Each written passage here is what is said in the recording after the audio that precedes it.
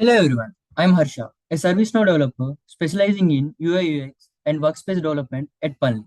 In this series, we are going to learn ServiceNow UI Builder from scratch, a modern tool that helps you create clean and dynamic interfaces with very little coding. Whether you are a beginner or already familiar with the classic UI, this series will walk you through everything step by step, from creating experiences and pages to working with components, data, events, and security. You will learn exactly how modern interfaces are built in ServiceNow. Here's a quick look at what we will cover. UI Builder overview. In this, we are going to see what UI Builder is and how it fits into the Now Experience framework. Experiences and workspaces. In this, we are going to build tailored user experience, pages and page templates.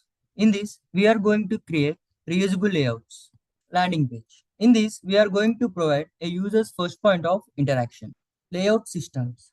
In this, we are going to structuring page with sections and containers, components. In this, we are going to build dynamic UIs using base and data-driven components, models. In this, we are going to display popovers for quick actions. Data resources.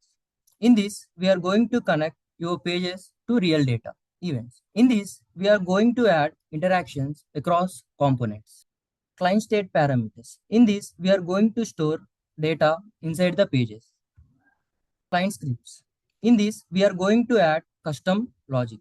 By the end of this series, you will know how to build a full professional experience in ServiceNow using UI Builder. If you are excited to learn UI Builder from scratch, make sure to like, subscribe, and turn on notifications so you don't miss any videos.